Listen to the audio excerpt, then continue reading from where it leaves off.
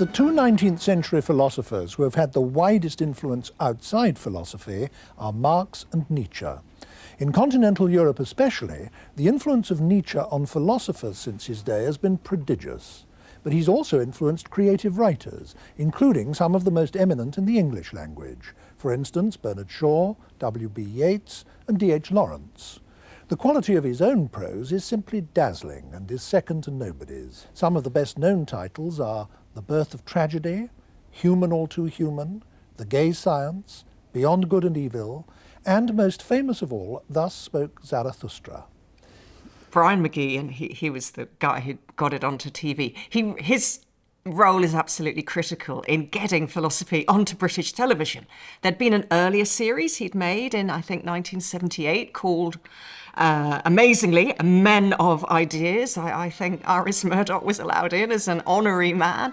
And I'd watched that when I was in sixth form college, and that was thrilling for me. I found it really exciting to see people thinking on camera. You saw these brilliant people thinking, listening, treating the audience with respect, trusting the audience to follow not very difficult arguments, but demanding arguments and ideas. And then in 1987, I was doing a PhD at Cambridge, and the Great Philosophers came out, and wonderfully for me, my brilliant, lovely PhD supervisor, Miles Bernier, was in the first programme doing Plato, and I was doing a PhD on Plato, and I watched that and I thought, wow, maybe I do want to be a philosopher. Maybe I could be a philosopher. Maybe I could do public philosophy. So in terms of the legacy, it's hugely important. After more than 2,000 years, we're still puzzling about the meaning of terms like beauty or courage or friendship. We're still wondering precisely what these things consist of. Have we got any further after all this time? Yes and no must be the answer, mustn't it? I think Plato would be very firmly insistent that even if he did know the answer, if he told us, it wouldn't do us any good. I mean, it's the nature of these questions that they are ones that you have to think about for yourself, and an answer is worth nothing unless it's come through your own thinking. When I was watching these programmes as a young woman, what really stood out for me, and there was a particular moment in the programme about Plato where my PhD supervisor, Miles Bernier, was discussing Plato, and Miles said, the great thing about Plato, that he's writing in dialogues and he's inviting us all into the conversation. And Miles said something which has always stayed with me, that the asking of the questions, the thinking through of the questions, that philosophical process is at least as important as the answers. That whole approach to thinking, that whole approach to life and tackling problems, at least as important as the answers. Well, Aristotle tells us that in every area, the philosopher's got to begin by setting down what he calls the appearances, then working through the puzzles that these present us with, and then coming back to them, saving, as he puts it, the greatest number and the most basic. To show you what this is, let me give you an example. Suppose you're a philosopher working on the problem of time. Now, what you'll do, according to Aristotle, is begin by setting down not only our perceptual experience concerning temporal succession and duration, but also our ordinary beliefs and what we say concerning time. You'll set all this down, then you'll see whether it presents you with any contradictions. And if you find contradictions there, then you'll go to work sifting and sorting out, and you'll try to see which of our beliefs are actually more basic than others, and you'll preserve those and then get rid of the ones that actually conflict with those, so that you come back in the end to ordinary discourse with increased structure and understanding. In The Great Philosophers, there's only one woman being interviewed, Martha Nussbaum, a very, very esteemed American specialist in ancient Greek philosophy, but also in ethics and applied ethics and political theory. And this is fairly near the beginning of her career. She'd already made a name for herself. And it was inspirational for me to see a woman on that sofa. Because I was doing a PhD at the time, it was still very much a male world. I had some wonderful female teachers, but on the whole, I was mainly meeting men. And it was really important for me to see a woman on that sofa, not just as the presenter, but as the person being interviewed, as the expert. And she had a natural authority even then, and that's only grown in the years since. In the Men of Ideas, there had been a woman. Iris Murdoch had come in as this honorary man. And again, she had enormous authority. So I think it's really, really important, particularly for young women who are starting out, but to see women in positions of authority and being respected. Professor Singer, Hegel is notorious for being difficult to read, for being obscure. He's often described as the most obscure of all the major philosophers. Yet your little book about him has the conspicuous merit of discussing his central ideas in ordinary plain English. And I hope you're going to be able to do the same on this programme. Bryan Magee was so concerned that these professional philosophers shouldn't use technical language, they shouldn't use jargon. He always insisted on clarity. He had a very good sense of what shape he wanted the programs to be. He knew the narrative, he knew where he wanted the conversation to go. And he's really good at both summing things up and saying this is where we've got to so far, so he helps the audience follow the argument, and he points directions to where they're going to go next.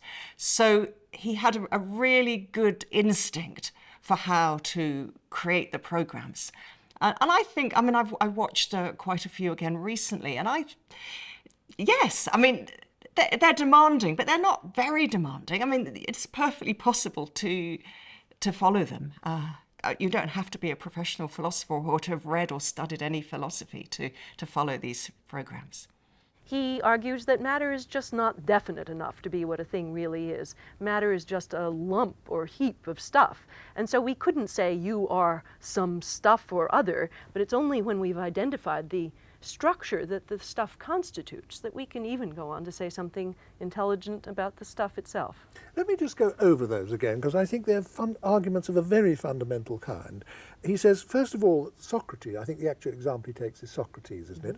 Socrates cannot consist of the matter that goes to make up his body, because this matter is constantly changing, and in fact changes completely several times in the course of Socrates' life, but he's still the same Socrates throughout that life, so he can't just be the matter of which he consists.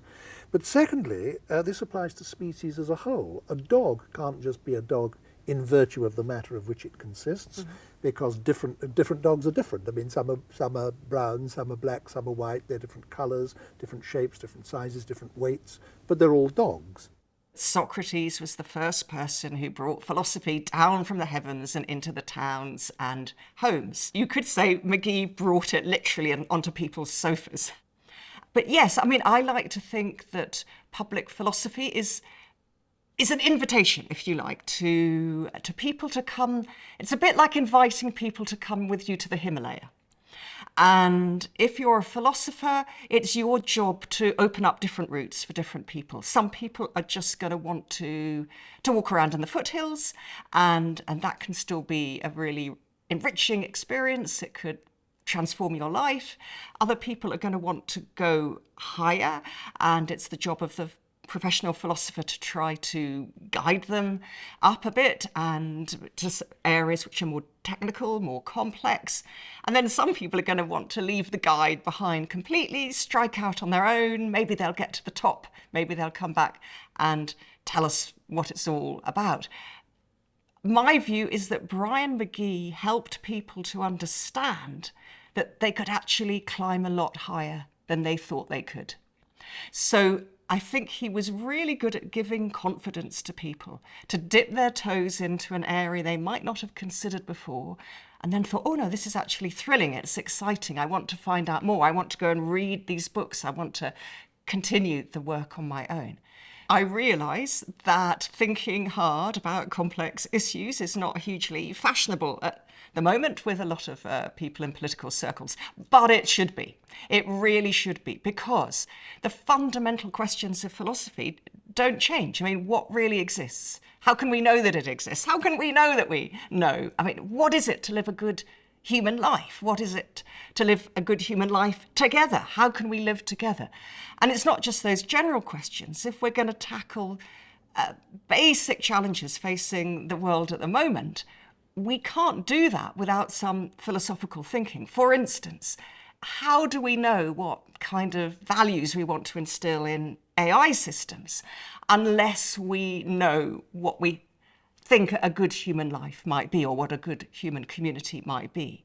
How can we tackle all the fake news and the conspiracy theories and the snake oil merchants out there unless we have the resources to spot fallacious arguments and verbal skullduggery and call them out? I mean, words really, really matter, and philosophy can help us pay attention to those words.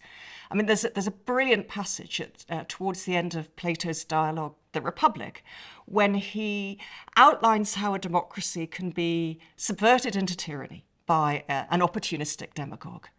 And Plato says that the rot always starts with the corruption of language, and particularly the subversion of moral terms. And if we don't pay attention to that and don't call this stuff out, we are hugely at risk of being manipulated. So, I mean, just look around. Philosophy really, really matters. W.G. Grace once jumped on a chair in a meeting and said something Wittgenstein really approved of. He thought this was wonderful. Grace said something like this. He said, God doesn't want a head. Any old cabbage will do for a head. What God wants is a heart. Now, Wittgenstein liked that because he thought that was the language game in action. That was not trying to get outside it and do some sort of pseudo-scientific appraisal of it. But it is important, I think, for us to make the point that he didn't take a sort of anything goes attitude. I mean, he did think that philosophical puzzlement is characteristically caused by our using the terms from one language game as if they belong to another, by, for example, trying to judge, as I think you just said, trying to judge, say, moral talk or religious talk as if it were scientific talk. I think it's a really good strength of the great philosophers that it is so authentic, that it is so simple in its structure. You've just got two people talking, one a complete expert and the other a very, very well-informed and well-prepared presenter who has very deep philosophical interests of his own, namely Bryan Magee. They're not interfered with by AI. They are just two people talking seriously, really listening to each other, really caring about what they're saying. And I think that will inspire a lot of trust in the audience. I think that will be found very refreshing, in fact.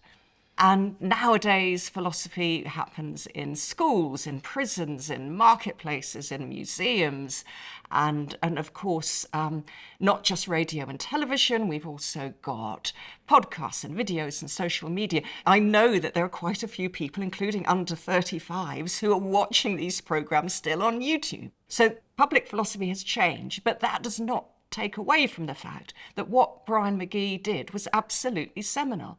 He persuaded the BBC to make this fundamental series, entrusting the audience and saying, we think there will be an audience to follow quite complex, difficult, serious ideas. And there was, and there is, and there will be.